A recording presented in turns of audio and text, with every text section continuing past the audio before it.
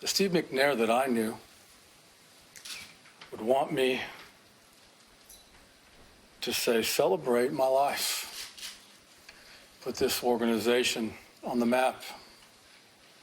Put us in our first Super Bowl. I will miss him, as you all will miss him. And I ask you to honor what he did on the field and in the community, and what he was as a tremendous teammate. That is his legacy, and I'm proud to have been a part of that.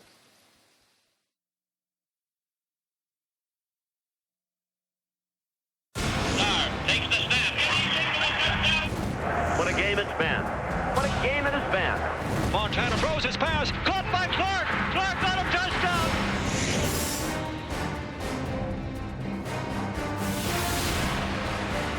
Throws the end zone. Touchdown, Rams.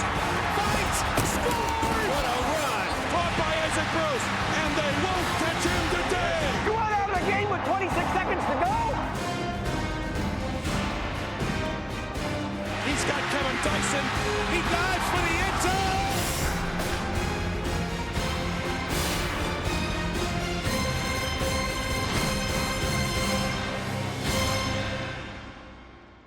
The week of Super Bowl 34, a rare ice storm struck the host city of Atlanta. The backdrop was the perfect setting for an unusual and exciting game played by two unlikely Super Bowl participants, the Tennessee Titans and the St. Louis Rams. Prior to 1999, the Rams had not had a winning season in 10 years. Their head coach was a 63-year-old grandfather named Dick Vermeil. Could you believe this, buddy? Huh? I think it's wonderful, Coach. God bless you. I mean it. I'm ready to cover a kickoff for it. It's going to be fun. Yeah. I think Carroll's over there. I just saw there. Oh, hey, that's great. Yeah. Hey, guys, are you ready? Are you ready? Hey, you can just jump over here at the end. You can just jump over here at the end. 19 years earlier, Vermeil coached the Philadelphia Eagles in a Super Bowl. He lost, and 2 years later, he was out of football. I am emotionally burnt out and therefore feel that I need a break. 14 years ago, I left coaching, okay? I left coaching because I had to, and I'm not embarrassed to say it. Today, I'm back because I have to. Vermeil's second stint as head coach did not begin as planned. The Rams won just 9 games in his first 2 seasons. In 1999, the Rams added a new arsenal of offensive weapons, but in the preseason, they lost their prized free agent quarterback. Now we got Trent Green down. We've got Trent Green down in the middle of the field.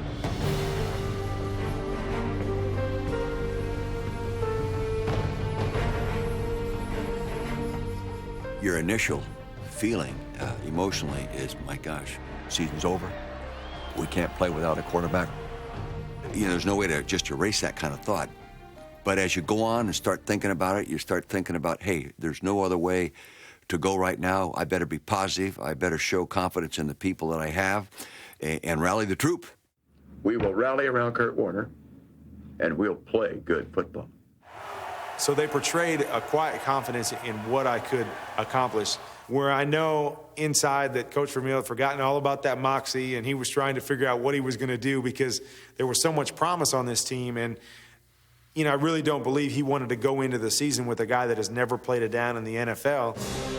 Led by a quarterback who not long before was stocking shelves at a supermarket, the Rams became the greatest show on turf. Kurt Warner threw 41 touchdowns and was named league MVP. Marshall Faulk set the record for most yards from scrimmage in a season.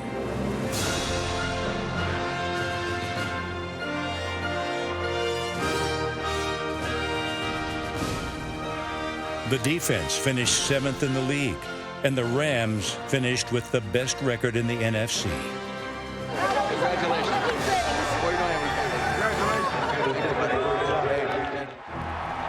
1999 also marked the culmination of a long journey for the Tennessee Titans. The franchise finally had a home stadium after an ugly departure from Houston.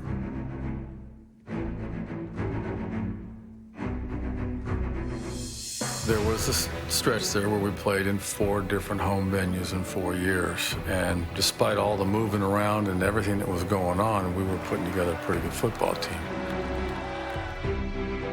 In the 1999 home opener, behind Steve McNair and Eddie George, the Titans rallied from a 9-point fourth-quarter deficit to beat the Bengals. They would finish the year with 8 comeback victories and 9-0 at home, including a Week 8 win over the Rams. In the playoffs, just like in their recent history, they would have to travel a long, hard road to their ultimate destination. Despite a 13-3 record, they were a wild card. We hadn't been to playoffs, at least not in my tenure, and it's important for us to communicate to them how difficult the first game is. In the AFC wildcard game, the Titans fell behind the Bills by 1 with 16 seconds to play. When he kicked that field goal, we felt the pain in the gut that we lost our first playoff game, and it hurt. It felt like someone died. To me, a lot of guys knew what we were doing. Home run throwback. This is exactly what we practiced it for. We never thought we'd ever run it. There was guys that were down, and Dyson never practiced the play. Hear my name, Coach Fisher and Al Larry. Dyson. Hey, we're gonna run home run throwback. You're gonna get up there. You're gonna line up with Isaac Bird. Normally lines up. They're gonna pitch you what you can't get out of bounds. Touchdown, underdog. 1, 2, 3, go! And none of it happened like they told me it was gonna happen.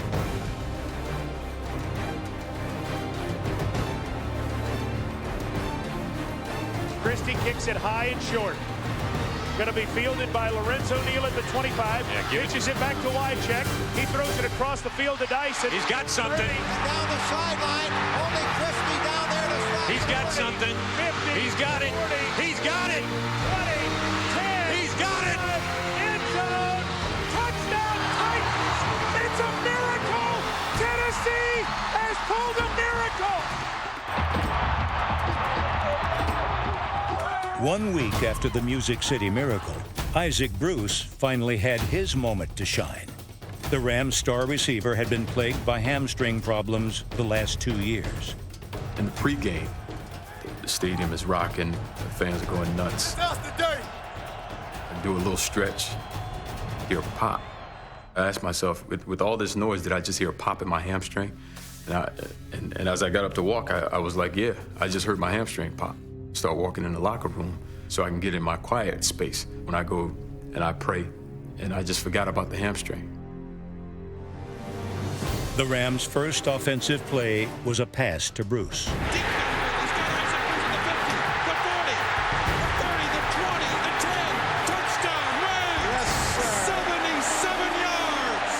The Rams would score 6 more touchdowns and cruise to an easy victory.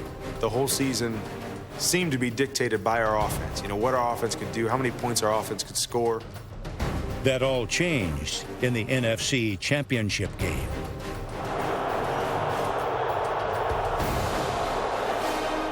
With less than 5 minutes left, the Rams trailed 6-5. You can start to hear it maybe in the background like, okay, if we don't win this game, it's still a great year. Just as that thought came into my head, I see Kurt loft one to Ricky Prohl. Touchdown Rams! Yes, Ricky Prohl! Yes!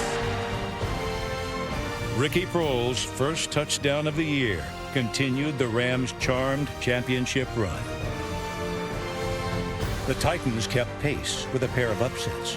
First, they outraced the Colts. He's out of here. 50, 45-40. Touchdown Titans! Eddie George! Then, for the third time, they beat the Jaguars, the only losses Jacksonville would suffer all season. 45-40, 45-50, 45-40, he's out of here. 30. Touchdown Titans! 80 yards! Tennessee is going to the Super Bowl. Now the time had come for one of these two Cinderella stories to be crowned king. See these right there? These are brass balls, man. What we got to have today. Let's go, baby. Let's take it to 'em. The Rams and the Titans in Super Bowl 34, one of the NFL's greatest games.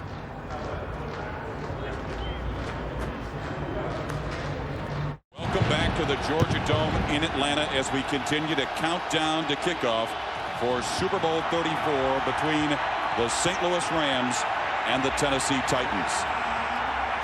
The most emotional time, I think, of the whole week for me was myself and Marshall and Isaac and Dick Vermeil were kind of huddled in the back of the tunnel. We were the last ones to be announced. More talent right here than played in this game at any time, right here. Just kind of looking at each other and smiling and like, here it is. The Ram quarterback from Northern Iowa, number 13, Kurt Warner.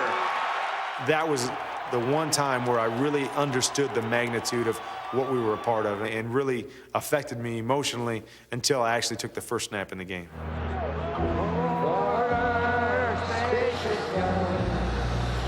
Ray Charles. Good luck, I first saw him in 1959. That was my first coaching job at Delmar High School. We drove to San Francisco to hear Ray Charles sing. Boy, that's a good omen. That's a good omen to have Ray Charles sing, I promise you. For Kurt Warner and the Rams offense, the game's first play was a sign of things to come. Ball got batted. Yes. The Titans defense pressured Warner and would have a hand in his face all game long. Are they blitzing us on first down? What do we got?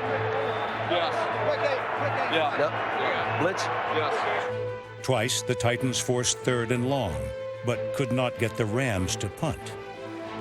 Another 3rd and long situation coming up for the Rams. Warner backpedals, throws the right side. It's complete to Ricky Prohl, who dives and gets the first down at the 38-yard line of Tennessee. We went in this game thinking they're going to make their plays, in the field, but we need to play good red zone defense, and we need to make them kick field goals. In the AFC Championship game, the Titans got a big red zone stop from starting safety Marcus Robertson, number 31. But later in the game, Robertson would break his leg. For the Super Bowl, with Robertson out, the Titans would be relying heavily on their other starting safety, Blaine Bishop, who was playing with a torn ligament in his thumb. Blaine was the emotional catalyst for our team. He was the heart and soul of our team. The way he played, his attitude just set the tone each and every week.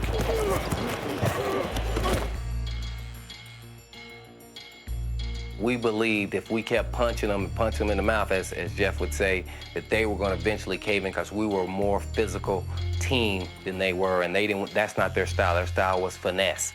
On 3rd and goal, Bishop blitzed. Floats it to the end zone, and it is incomplete. I think Dane and Sidney grabbed the receiver, but no flag on the play. Pass interference! Pass interference! Field goal! Jesus, criminy sakes! Algieri! That's ridiculous! Grabbed him by the arm! Boy, was that pass interference or was that pass interference? Absolutely a joke. Algieri ought to send his check to charity on that one. Warner takes a savage hit from Blaine Bishop, and the Titans have apparently stopped the Rams. He went down 4 times in that drive. We got to put him down 4 times that. Now keep on going. They're blitzing us a lot, so if they're going to do that, we'll get some single coverage out there. On the ensuing field goal attempt, 40-year-old holder Mike Horan would feel the full brunt of the Titans' onslaught. Horan in trouble. He's hit. He's going to be dropped. The Titans stop the Rams. What happened? Terrible. Huh? The balls are terrible. The ball just slipped right through his hands. Yeah. Make sure they're rubbing those balls down. They're slick as snot that time. They're right through his hands. Yeah, I know it. Ball was very slippery. very slippery. And the officials, regardless of what they say, they don't always rub them down as well as they should. And they're the only people that get to touch that football. As you study that tape, you'll see that he had it in his hands and he went to put it on the ground. It slipped out. Slick ball just went right through his hand. Good job, good job. Keep him clean. Well, a 12-play drive to open the game for the St. Louis Rams offense, but they come away with nothing. Mike Moran just was not able to grab onto the football on the hold.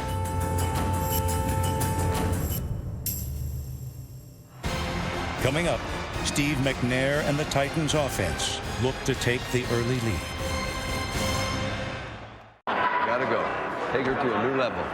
In 1999, the Rams' best pass rusher was defensive end Kevin Carter. Just add violence to your game. You know, you look back in times in your life and you thought you were bulletproof, you know? And that was one of those times. I thought, you know, if I pull my shirt back, there'd be an S under there. In the Super Bowl, Carter would be matched up against Titans tackle John Runyon. I know John Runyon real well. Big, strong guy. Just show him your speed.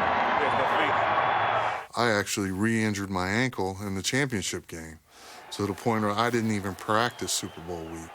And it was my right leg too, so that's where you're dropping that anchor and trying to sit on that right leg, trying to stop his momentum. I can beat him inside. I know I can. Just can't recover in there. Hey, C. Let's go, baby. Big series now. Let's start this thing off right. Hey. Come on, Kevin, go get him!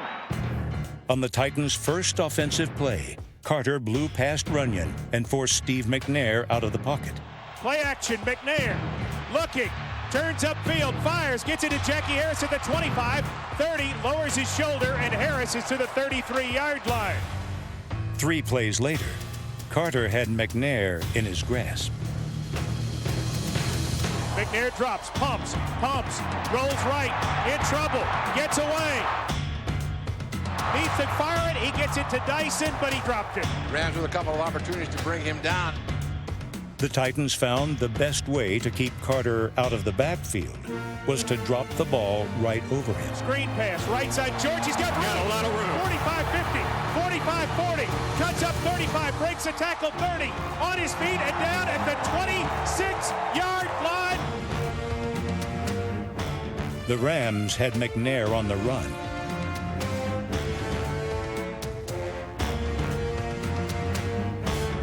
Two incompletions set up 4th down. Kick, winding its way down the field, no good. Hey, Cal. That's a winning play, man. That's a winning play. Good job. Kurt Warner and the Rams offense took over, and the theme of the first half began to take shape.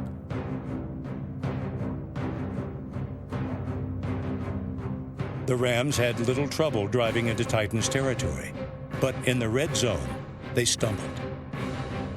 3rd and 5. Warner takes, backpedals, under some pressure, throws the right side, and it is incomplete. Yeah, he had him. He, being Kurt Warner, had Hakeem on the out route. That ball's out there a little further. He may make the catch. Jeff Wilkins will attempt a 27-yard field goal. Snap is down this time. Kick sails to the uprights, and it is good. You're getting pushed out. I'm having trouble seeing. I'm getting guys in my face. Okay. I'm trying to move and find guys. Right. Well, make sure that you're doing your part and getting your good drop, too. Okay. You know what I mean? Yeah. After a Titans punt, the familiar pattern played out yet again. Floats it out to Marshall Faulk, wide open at the 40. There it is. He's gone. 40, 50, 40, 30, 20, and he's pushed out of bounds by the hustling Denard Walker. I'm surprised you didn't score that. We got to get 7 points here. Can't let them stay in the game. The Rams moved easily into scoring range, only to fall apart inside the Titans' 20.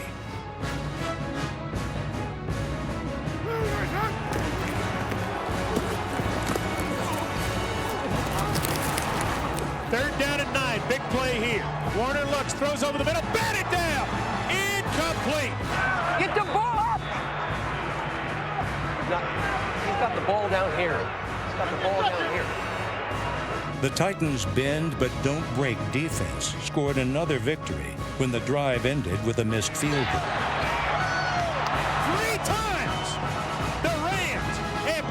inside the Tennessee 20. All they have to show for it, 3 points.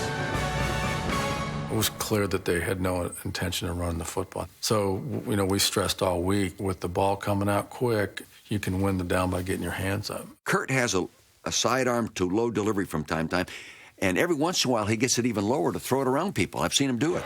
What's happening, you're used to getting hit a little bit now, and you're throwing off your back foot a little bit. Just sit up there. And you might be, with the battered balls, you might be getting your arm down a little bit lower, trying to throw it quicker. Does that make sense? All right.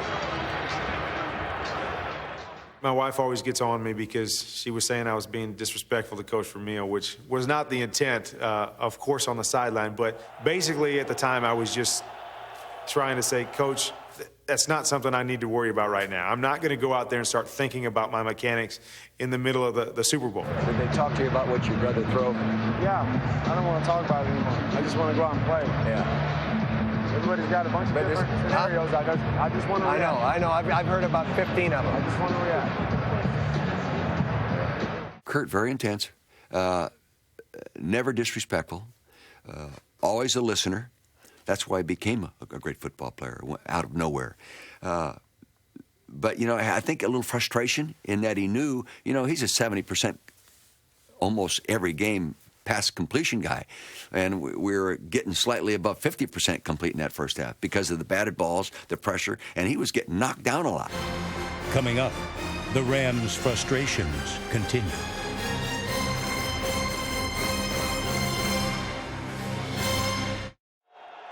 I was emotionally drained after the first half because of the frustration of not putting the ball in the end zone and feeling like we should have been up by a lot more. I was physically drained because of the pounding that I was taking. It hurt my ribs in the first half. So I remember going in at halftime and just laying out on a table and just basically saying, go do what you have to do. Come tell me what I need to know. I'm not going to get up. I'm just going to wait it out right here. I was just exhausted. There's times you don't want to talk to a quarterback, and there's times you have to talk to the quarterback. And sometimes in those situations, it's better for, like the doctor, hey, ask him, how's he feeling? You think he'll be able to finish the game? Who? Quarterback. Yeah. Paul Justin was my backup at the time, and Coach Vermeil went over to Paul at halftime and just said, are you ready to go? Are you ready to play? Kurt, I'm not sure he can go out and play in the second half. He's just exhausted. He's hurt. His ribs are bothering him. So, be ready. But, of course, I'm sitting there and I'm thinking, there's no way I'm not playing this second half. I don't care what I've been through. I'm going to be out there playing. Kurt's the only one I'm really concerned about. Yeah, he's tough. He'll be all right. He's all right. He says he's okay. And I think he's hurting a little bit. The doctors say he's okay. They haven't changed your coverage. There's no frickin' way they can stop us. All we got to do is keep protecting him. You have a good feel for him? Kurt Warner began the second half the same way he played most of the first. The Rams were back in the red zone, where they had bogged down 5 times before. But this time, the Titans would be without one of their star defenders. Blaine Bishop, number 23 of the Titans, their strong safety, is face down on the turf at the 12-yard line on the far side, and he is not moving. It's emotional when a guy, when your teammate goes down like that, you'll feel like, hey, what's wrong with him? You forget about, blame the player, and you think about blame the person. He is moving his lower extremities, and Jeff Fisher is down on both knees trying to talk to him. I was saying, well, I'm okay. I'll be back in the game.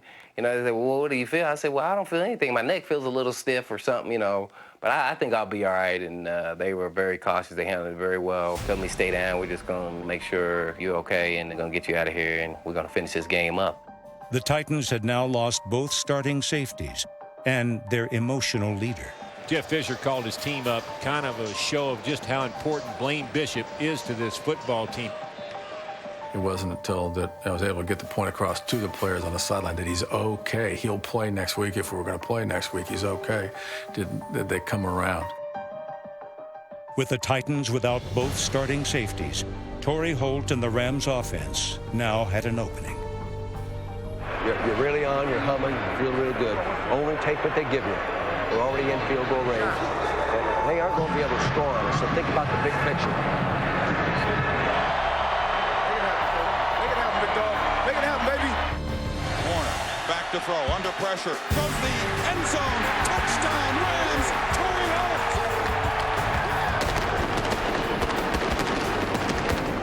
Once again, one-on-one coverage on the outside. The safety comes down. If he commits to blitzing, I know on the outside I have a sight adjustment, which is a slant route. The safety leaves, comes the blitz. I come off, it's almost like slow motion. Stepped him outside, break inside on the quick slant. Here comes the ball. Same situation that me and Blaine Bishop had in the first half. And I'm saying to myself, I'm not gonna let this one get away from me. Could barely get my arm up, ball stuck right on the face mask. And I ran in the end zone, and then by the time I got it in my hand, it was touchdown. First touchdown of the game, and the rookie, Torrey Holt, made the catch. Hold on, now don't give him a breath of fresh air. Well done. They cannot stop us on those man coverages. And I'm thinking, okay, the points are going to start coming up, and by the middle of the fourth quarter, I'm going to be on the sideline with my Super Bowl championship hat on and just waving at my family in the stands. There was still a lot of time left, and you know, what I didn't want to have happen is I didn't want people to look at the clock and panic thinking there wasn't enough time left. I needed to make sure that everybody knew that we were in this game. Hey! Last I heard, you had to outscore somebody in 4 quarters. They're celebrating. They're celebrating right now. Look at them. Go win the game. Let's go, boys. Let's go, baby. For years after that, since that highlights was shown, it's shown every Super Bowl year, I got busted on all the time because I was the only one that looked. But Jeff said, look over there. I'm the one that said, oh, yeah. Yeah, what are they doing over there? And everyone else is locked into Jeff. That was a pivotal point where we could have said, okay, you know, we're satisfied. We made it to the Super Bowl. Maybe we can get back next year, and that's fine. But after he said that, that lit a fire in my belly, and I said, you know what? Regardless of what happens, I'm going to go out here and put everything I have on the table. I'm not going to hold anything back. People will know we played this game hard. Whether we win or lose, they're going to remember this game. Titans this year have come from behind to win 8 times, including all 3 playoff games. They have quite a mountain to climb, trailing 16-0 in the third period. When we jumped up 16-0, Tennessee did something we thought they'd never do. They started running the ball. We just decided we're just going to stick it right down their throat. And that's ultimately what got us back in the game. We pound on them. You got Eddie pounding on you, you're not going to stand up very long. And that was the only way we were going to come back. It was going to be ugly and methodical, and it was going to be hard-nosed.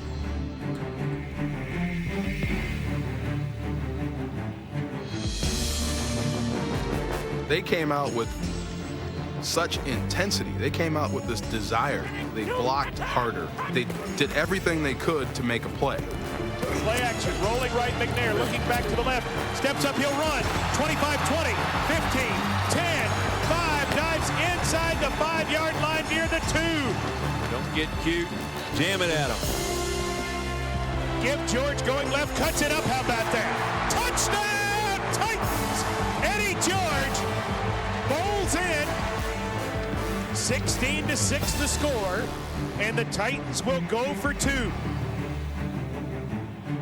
McNair throws for Wycheck, incomplete. He had him all alone. Had him wide open, just kind of got jumpy and fired it too hard and too far inside. So the 2-point play goes incomplete. So with 14 seconds remaining in the third period, it's the Rams 16, the Titans 6. Come on, man. Hey, we're only 15 minutes away from being world champions. If you can't crank it up now, you can't crank it up. That's all there's to it. Let's get off the field. It's on the field too long, that's series. Don't let number 27 and that quarterback run the ball. Okay, let's relax and go out there and hit him in the mouth and get off the field. 3 and out next series. Coming up, Eddie George carries the Titans back into the game. 1 quarter away now. Keep playing. Get after him. Get after that quarterback. 1 quarter away. Get after him. Through 3 quarters, the Rams' offense had gained over 350 yards, but Marshall Faulk had only 15 rushing. We were not that out of sync in terms of run-pass ratios through the entire season.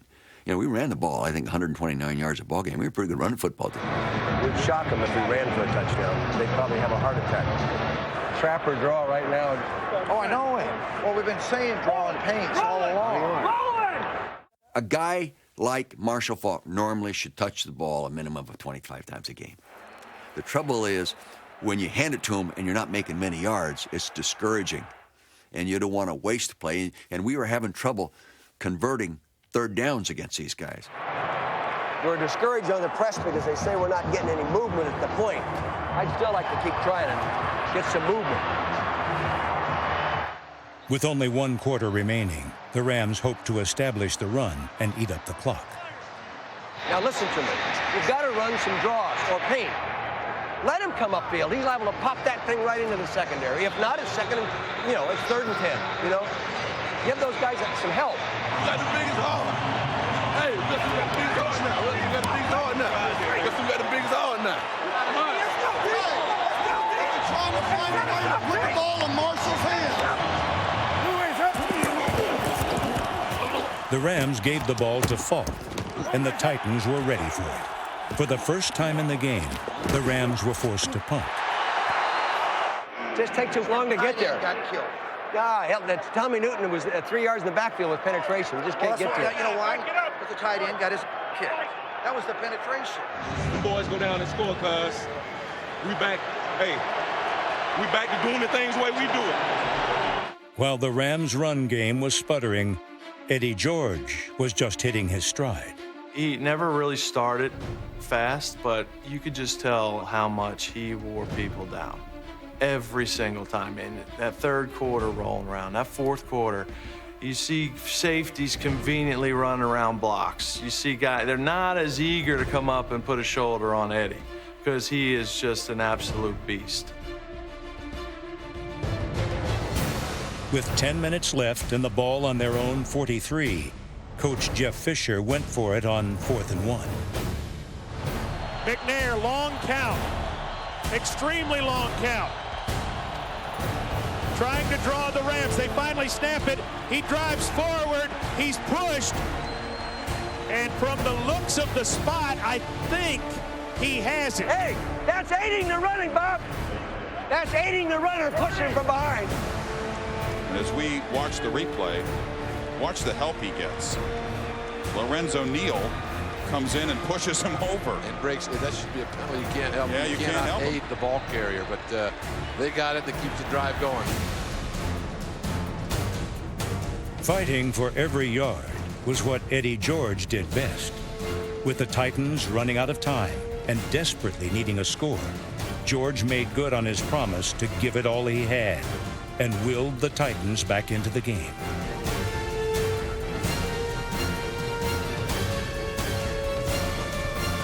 Breaks one tackle, spins, dives, fights, scores! What a run! Touchdown, Titans! Eddie George, not to be denied!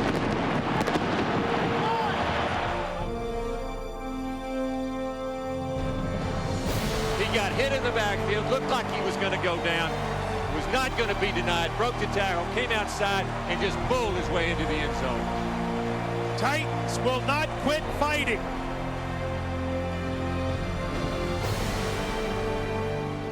They're pounding us on the line of scrimmage, guys. Now we got to tighten it up. This is what it's all about, guys. Hey, we're winning this game right now, guys. We're winning this game. All we got to do is do what we can do. Hey, let me tell you something. If we want to win this game, we got to pick up the tempo. That was not good enough. You guys know that. We set a better standard than that. We're going to relax the next series. Damn right. We got the game if we don't get up.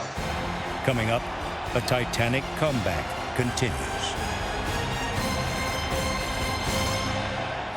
All right, offense, let's go. Let's go. That's what the World Championship's all about, guys. Let's go. Now let's go. Now we battle. Right, let's go. One good drive. One good drive. One good drive.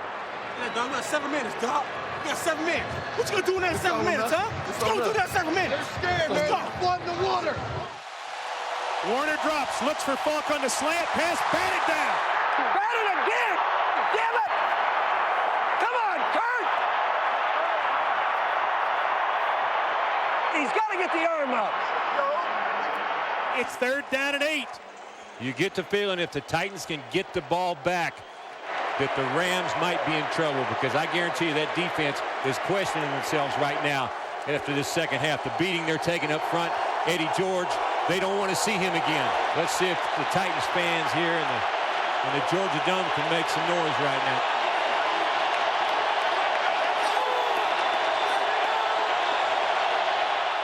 Warner dropping, looking, pressure coming, he throws, incomplete!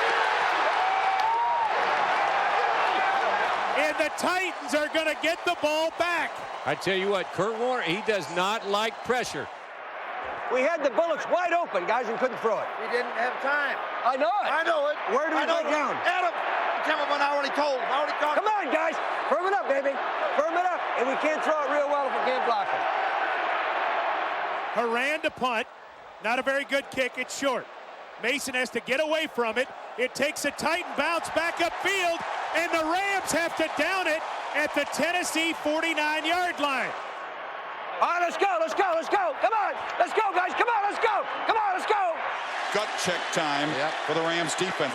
McNair drops, runs, gets away from one man, cuts back to the middle 50, 45, dives forward, first down. Steve just dropped back and kind of rolled to the right. Looked like he was caught in the backfield.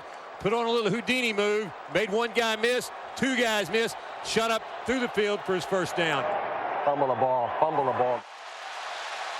McNair back to throw. Scans the secondary. Pops the middle. He's got his tight end, Jackie Harris. Fumbles the football.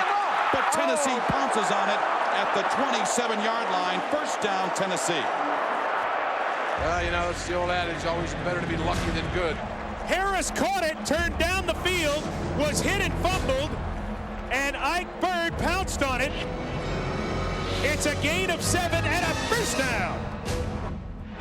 Let's go, baby. Take that ball. 2 plays later, the Titans should have been awarded another first down. Rams cornerback Dexter McLeon got away with a defensive hold. The short completion brought up 3rd and 8. The Rams fans can hear us. We're telling you to make some noise. McNair out of the shotgun, back to throw. Throws the right side and throws it over the head of his intended receiver, Frank Wycheck. Go. Trying to tie the ball game, Al Del Greco. Snap, set, kick winding its way down the field. It's good. It's good!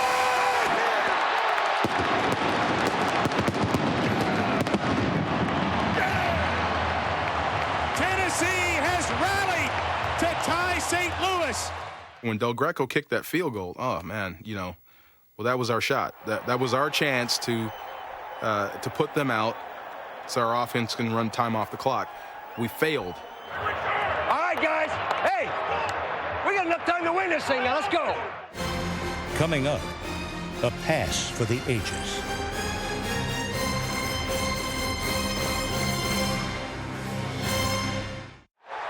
With just over 2 minutes left, the Titans had completed a stirring comeback to tie the game at 16. All right, let's go, momentum changers. Let's go, O. Coach Vermeil comes up to me and he said, here's the perfect script. You couldn't write it any better than this. And he said, go out and win the football game for us. Couldn't ask for a better script. Let's go win it right now. Let's go win it right now. You know, even though you had dreamed this scenario your whole life, that you wanted to be in the Super Bowl with the ball in your hands, the last drive to help lead your team to the championship, you're excited about that part of it. But at the same time, nervous, you know, you're a little bit scared. All game long, Dick Vermeil had pleaded for the Rams to throw deep to Isaac Bruce.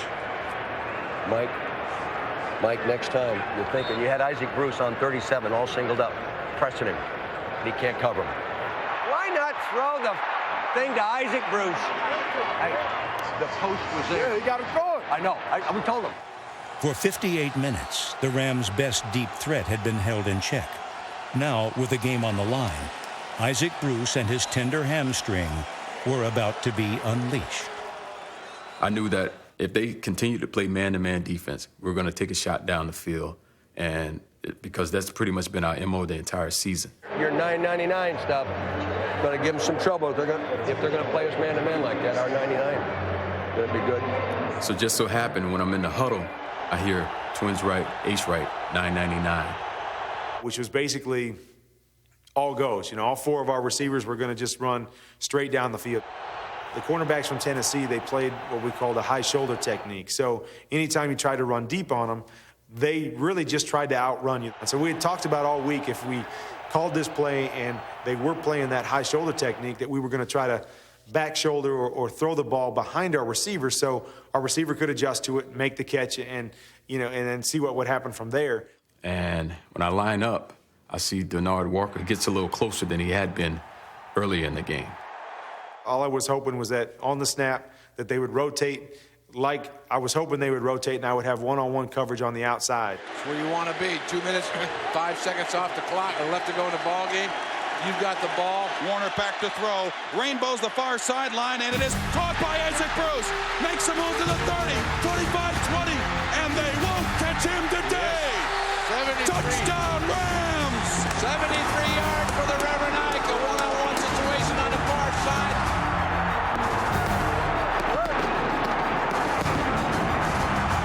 Isaac Bruce, 73 yards, and what a move he made, coming back to the football and then leaving everybody in his wake. I saw Javon Curse beat Fred Miller and hit Kurt Warner on his right arm as he let the ball go. I saw that the ball was going to be underthrown a little bit. So I slow up. What most people don't see, I kind of pushed Denard a little forward to keep him going so I can come back and get the football. And that may have knocked his balance off, and he ended up tripping over his own feet. So as I catch the football, that's when everything went completely slow motion. I made a move on Anthony Dorsett, Oz block, Samari roll, pushed him a little bit. Last of all, I saw number 35. He was a backup safety for the Titans, and he was coming full speed, and I was still running slow motion. And at the last second, he dove at my feet, and he missed. It was blue under the bottom of my feet. I made sure of that.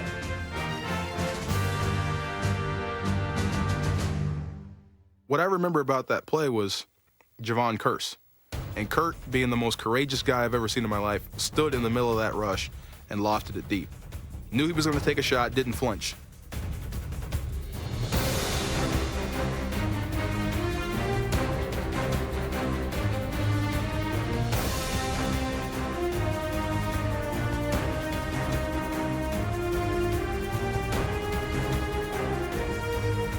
I'm looking at Kurt to see if he's getting up. I didn't care where the pass went.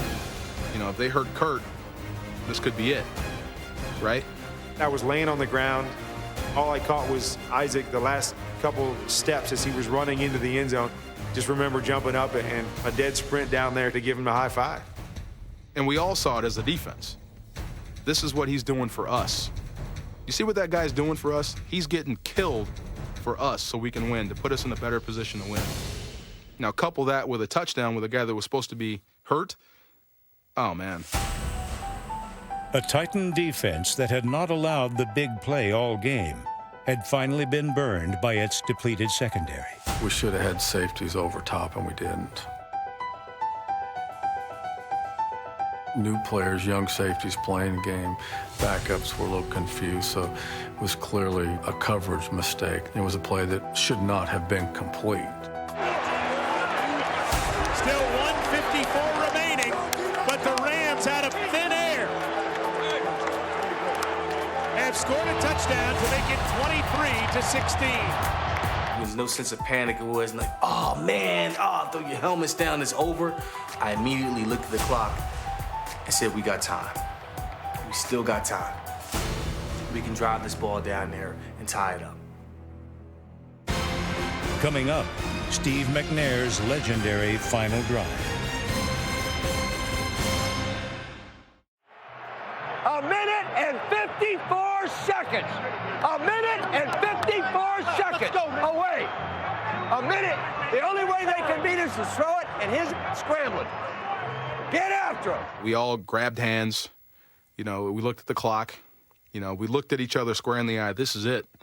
This is all we got. And there's Todd Light. There's Keith Lyle. There's Kevin. There's all these guys, that core group of guys.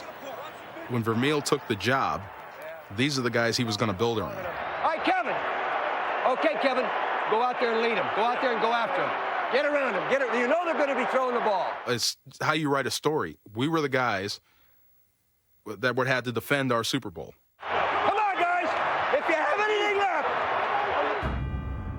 With one timeout left, Steve McNair and the Titans needed 88 yards in 108 seconds to tie the game.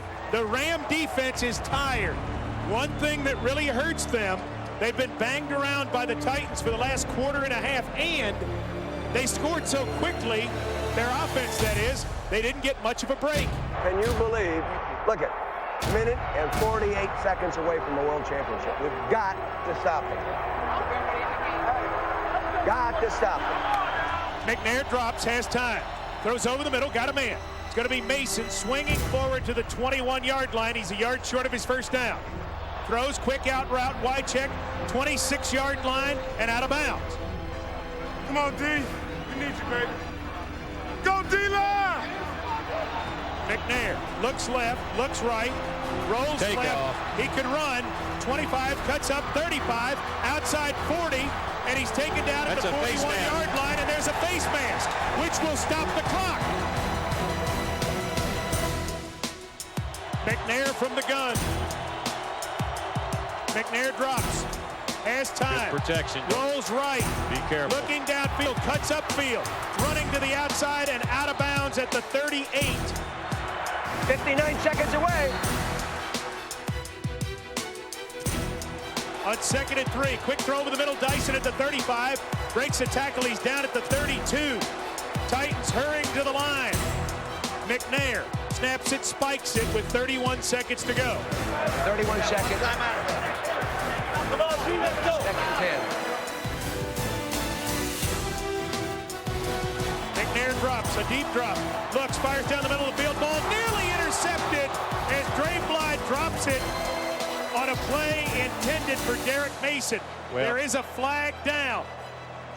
That throw was just late. Offside on the Rams. The Rams are sucking wind bad on defense. Is DeMarco exhausted? Is DeMarco down or what? Can he play or not? Hey, guys coming out. Hey, you went out of the game with 26 seconds to go? You went out of the game with 26 seconds to go? Jay. I could see Coach Vermeil talking to him. You went out with 30 seconds to go? And he looked at me right after he said that, and I about threw up on him. We were thoroughly exhausted. We were gassed. All right, get ready. Suck it up. Hurry up, get some water. It was grueling. It was really, really hard. It's an offense. When you see guys, a defense running off the field in a moment like that, oh, you know you got them. Oh, you know you got them then. Because it's about the mentality. It's about seeing it all the way through. At that time, KC was burned. I was burned. Everybody was out of gas. You have to take a snap because we weren't doing any good on the football field after that. Everybody on that field was exhausted. I know I was, but I wasn't leaving the football field. I'd rather die out there than to walk off and get wind. I'd rather die of exhaustion because that's what I was born to do at that moment. That's what it's about. The Titans had one play without Kevin Carter and DeMarco Farr, but could not take advantage. All right, Cam, let's get him revved, baby. Let's get him revved. 3rd down and 5. 22 seconds remained, along with two of the most memorable plays in Super Bowl history.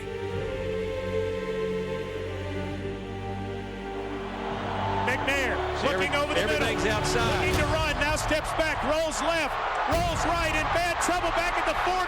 He gets away somehow, fires downfield, there's Dyson. Dyson at the 10. Timeout. Ball timeout. He's tackled at the 10. The Titans ask for timeout with 5 seconds to go. Everyone wants to make the game-winning shot when the game is on the line, and the game was on the line. You get a sack, game's over. And I remember I dove out. I felt the shoulder pad buckle right in my hand. Jay Williams came over the top of me, and he was going down. Steve goes down to the ground, puts a hand on the turf, and makes the throw. How did he get away from Williams and Carter? When you see two guys, two defensive linemen on a quarterback, play's over. You know, so there's a part of you that kind of relaxes or eases up just a bit. He comes out of that tackle, and one thing they always teach a receiver is make yourself available. Kind of just trying to find a hole, and I found a sweet spot, and he got it to me. And I think Dexter made the tackle. I feel like I turned right back into him. Maybe if I turned over, I might have scored on that play. McNair is elusive. It looked like he was going to be thrown for a sack. Yep.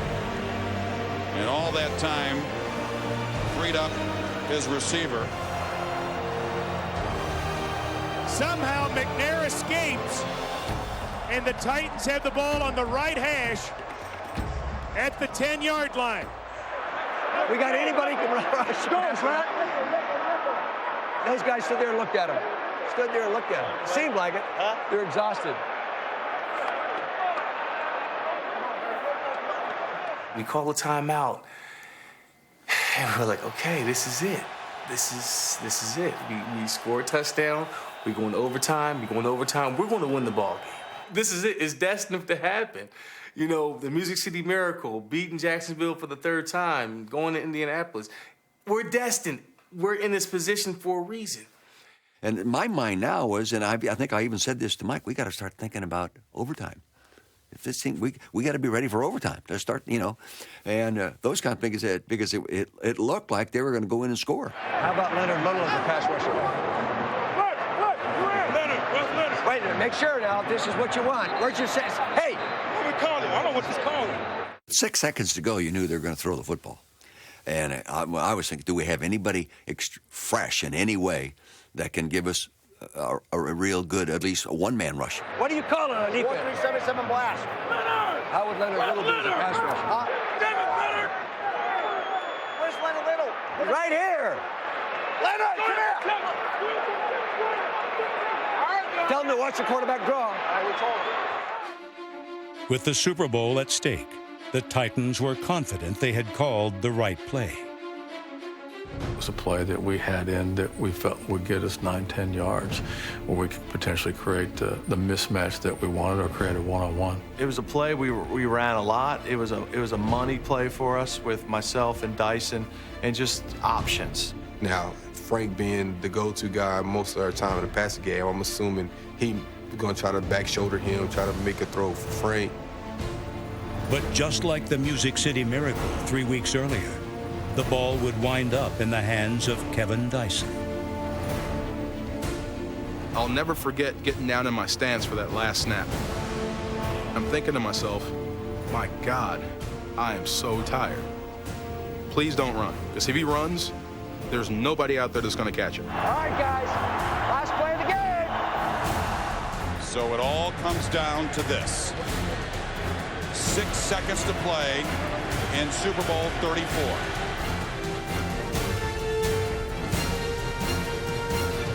To throw is McNair. He's got Kevin Dyson, reaches to the goal line. He dives for the end zone. I remember seeing the yellow paint in the end zone, and I really thought I was hit. I thought that he'd score. And I was like, oh my goodness, we're gonna have to go to overtime. We gotta win this game. No, time runs out. That's it. That's it, baby. That's it. That's it. We won.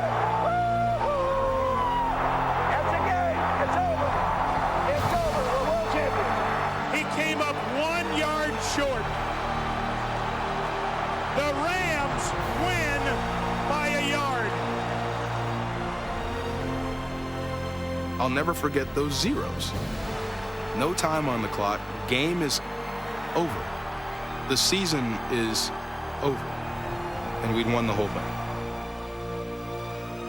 Amazing. I had a rush of unbelievable emotion. I felt total physical exhaustion. But I felt bliss.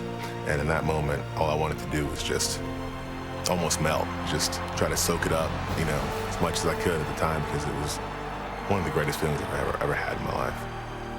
I can't even begin to describe all the emotions that I felt. to culminate the way that it did after the season that we had, after everything that had transpired in my life to get to that point, it was an overwhelming experience.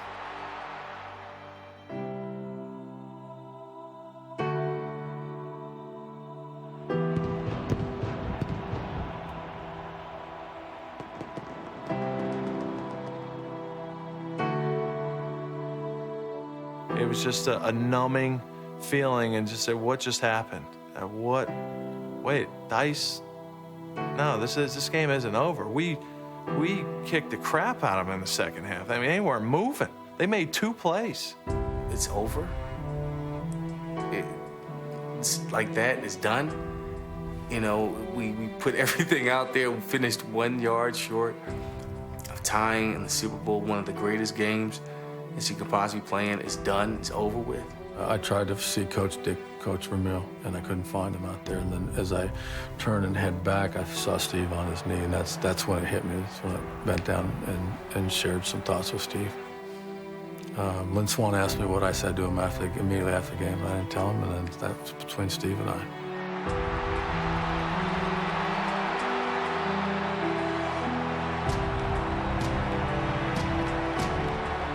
We really gave the world a great show, and they had a great opportunity to see who we were, what kind of drive and motivation that we had. We were resilient, and if anything, people still remember the Titans. Where's their coach? He's winning soon. You don't have any instructions of what you're supposed to do when you win the game, okay? I'm starting moving forward there, and players and everyone jumping and hugging, and people, cameramen. I've never seen so many cameras in my life. And then I started thinking, you know, pretty quick I'm going to get up on that podium and accept the trophy for the city of St. Louis and the Ram organization. I want my wife there. Can you get my wife? We'll see if we can find her, but we gotta... Well, I know right where in the hell she is. Don't worry about me. I can take care of myself. Just go get her. She'll jump down. I don't care. She'll fly down.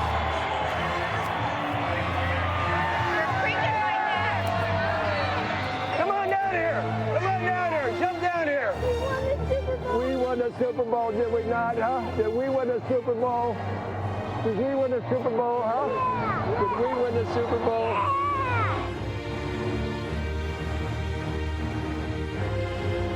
I think there's a lot we all learned, starting with the old coach. The basic principles that it takes to win will never change. You surround yourself with good people and work hard and be unselfish and care and don't be embarrassed to say I love you and I appreciate it. And because, guys, if you say it, someone else will say it back to you. And guys, I love you. And you know that. And I'll tell you this, and it ain't the first time, and I said that long before I ever had this trophy in my hand, guys. Long before. Congratulations. Man, what a year. Love you, Coach. I love you, too. Thanks for the chance. After winning the Super Bowl, Dick Vermeil embraced the game's most valuable player. Hey, Michael Jones! And the player responsible for the game's most valuable play. Hey, you've been a world champion all your life, buddy. But now you get to be one entitled as a football player. Thank you. That's why you're captain of everything. Thanks, Coach. Mike Jones was made defensive captain because of his ability to lead, make quick decisions, and record sure-handed tackles. All of those qualities were on full display in the final seconds of Super Bowl 34. I said, you know, guys, this is the last play. We got to make a play. We stop them here, we win the Super Bowl. As I'm talking, my back's to the line, and they're coming to the line of scrimmage. So it's Kevin and White checking the slot, and we're not lined up right. And then you see Kevin go in motion. They helped us because we weren't ready to go. They would have snapped the ball through it. They had 2-on-1, and we couldn't have done anything about it. As I was running my route, I kind of had an inside stem, kind of ran towards Mike Jones. Jones kind of went with me. So I'm looking at Frank Wycheck as he's running upfield. But as I'm running with him, I have to look through his shoulder to see what the outside receiver's doing. I saw the throw being made to Dice underneath, thinking that this was a piece of cake, easy scored. Those routes are usually run by running backs, and they're not usually as fast as wide receivers, so it goes from Me thinking I'm gonna get a kill shot to me, oh, I better get in position to make a play because this guy can run. I felt his presence. I felt his arms around my waist. It didn't seem like he had a good grasp on me. If I'm able to get my left leg up and to extend from there, I cross the plane, I get in. It was just a great play on his part. The reaction was the better play than the tackle. If he takes a half a step more, if he just turns his hip one more second, Dice walks in. It's not even a question. You know, I had game-winning touchdowns in college, game-winning baskets in high school, soccer, the penalty kicks to win the game. This is the first time in my athletic career in any sport I had the ball in my hands with little time on the clock that I hadn't gotten it done. And that hurt.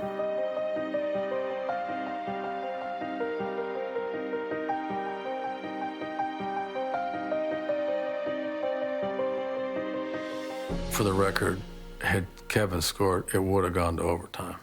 I would not put the players in a position to make a decision for them to go for two and try to win at that point. I was going to give them a chance to win, particularly because of how momentum had changed. Those guys were gassed, and it just, and Jeff Fisher said this after the game, and I believe this to be true, and this may be something I'm hanging on to, but he said, guys, we didn't lose this game, we just ran out of time. And that's kind of a sobering message for us, and I think at least that gets me through Super Bowl week, year after year. I still haven't watched it. I still have not watched the game. Right now, I'm just not ready for it. Even 10 years later, I'm still not ready for it. Every year, Kevin and I get together right around the Super Bowl. Someone would call us and want to talk about, the Super Bowl and about 34 and about the tackle. And of course, I couldn't be there if I didn't tackle Kevin, and Kevin doesn't catch the ball, then I don't make the tackle. So we're always going to be interconnected. What I like about Mike, even though he's Super Bowl champion, he could have rubbed it in, but he was still humble enough to say that could have went either way.